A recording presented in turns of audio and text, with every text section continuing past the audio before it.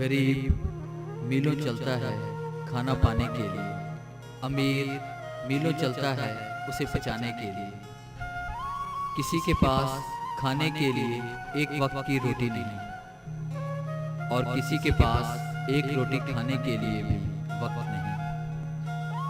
और कोई अपनों के लिए अपनी रोटी छोड़ देता है और कोई रोटी के लिए अपनों को छोड़ देता है। कोई दौलत के लिए सेहत को खो देता है और कोई सेहत पाने के लिए दौलत को खो देता है।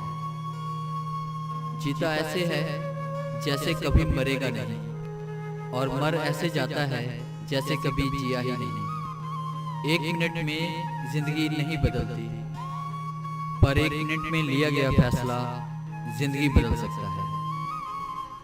अगर आपको हमारी ये छोटी सी काविश अच्छी लगी है तो काइंडली इस वीडियो को लाइक करें, शेयर करें और कमेंट जरूर करें। और अगर आप बिल्कुल न्यू सब्सक्राइबर हैं हमारे चैनल पे तो हमारे चैनल को सब्सक्राइब करें और बेल के आइकन पे क्लिक करें ताकि हमारी आने वाली जितनी भी वीडियोस हैं उनकी नोटिफिकेशन आप तक बआसानी पहुंच सके। थैंक्स।